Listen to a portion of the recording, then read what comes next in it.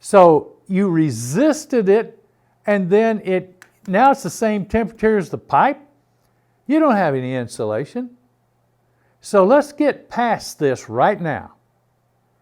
That if that coating with the ceramics or whatever it's built with cannot hold the heat on that pipe surface and hold it there so that this outside surface is never going to be the same heat as out here on the pipe, now that's an insulation coating because it's holding the heat in the pipe.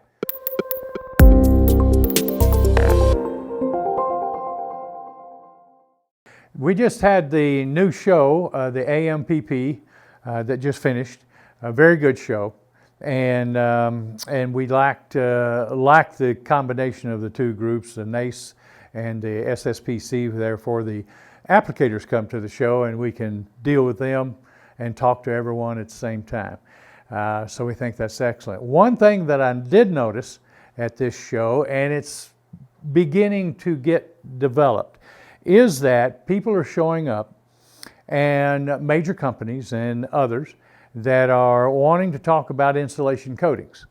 And we noticed that they have a whole presentation they want to make. But what do they know about insulation coatings and on their presentation? So what I wanted to kind of deal with here is, one, what do they know about insulation?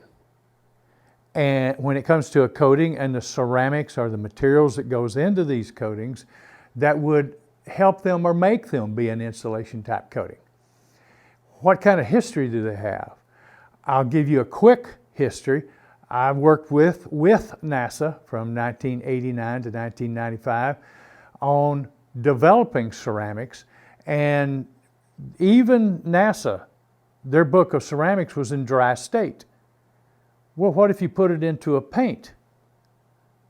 Well, what happens then? It was tested and approved, and here's what it'll do in dry state. You put it into a coating, it changes the whole molecular weight of this thing and also the way it's going to perform.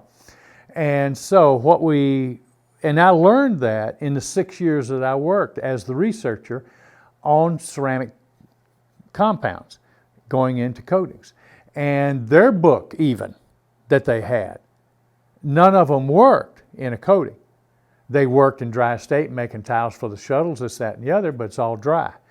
And so after about 4,000 compounds in 34 years, we got about 12 to 15 that actually work the way they're supposed to in combination with one another to make these coatings work when you apply them. Okay. So do they have anybody in their history that's actually studied compounding, compounds, materials, not read it in a book, this is what it says in dry state, but actually worked with them to make these coatings to make sure they're going to work when they're sprayed, applied onto a mechanism or onto a unit somewhere trying to insulate? Well, what I have found out and seen is that they will talk along the lines of this is insulating coatings without even really having a coating that works that well. Then when they get down the road into this thing and they start talking about the insulating coating, then they start talking about, well, this is actually, for employee protection. And it's like, okay, stop.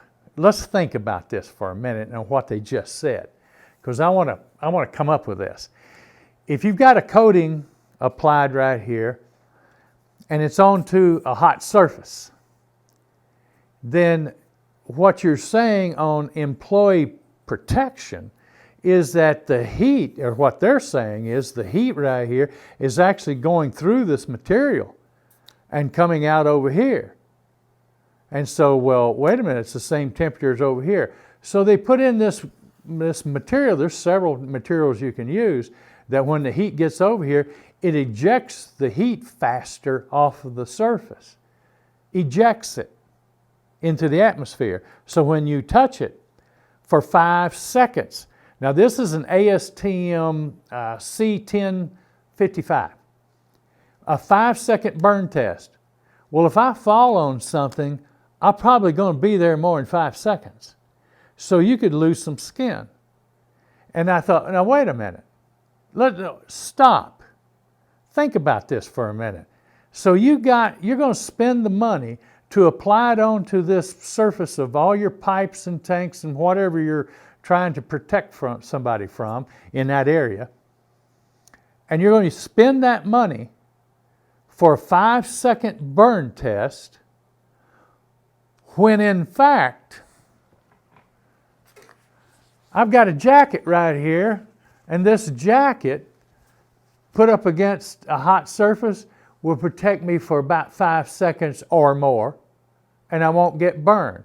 So instead of spending all that money on a coating that's just throwing off the heat fast so that you don't get burned, why don't you just give them a jacket or a thick glove, and I believe that'll do without all that cost.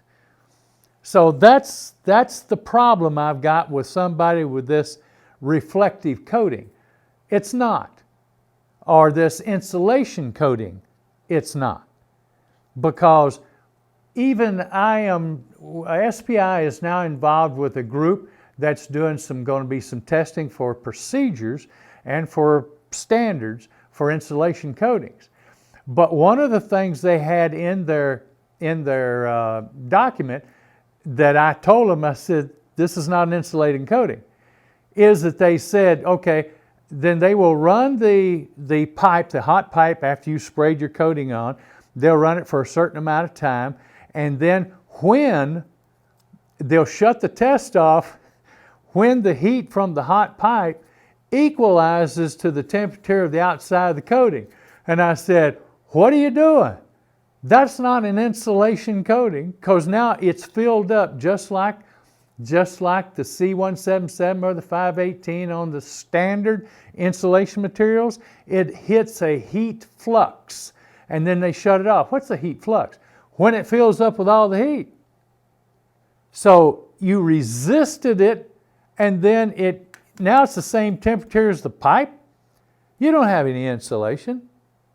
So let's get past this right now, that if that coating with the ceramics or whatever it's built with cannot hold the heat on that pipe surface and hold it there so that this outside surface is never going to be the same heat as out here on the pipe, now that's an insulation coating because it's holding the heat in the pipe, not going to heat flux and then dissipating. That's crazy. Let's get away from that for an insulation coating, and all of them that want to continue saying they've got an insulation coating, that's happening, it's not insulation. It's not even a good burn protection, because I can wear a coat and do that. So, but the last thing I want to say about this on what we've got at SPI is that we've got your standard hot pipe coating that can go up to about 400 degrees. Then we've got a hot pipe intermediate that goes about to somewhere around 400 to 700. And then we've got another one that goes to about 650C or 1200F. And that's been applied in a major oil group already, and for over 16 months now. And they went by the other day and laid their hand on a 470C valve that we coated 16 months ago and said it's working better now than it did back when it was first applied. So do we have durability? Do we have where the heat's not coming through? It's holding it in there. It's holding it in the valve.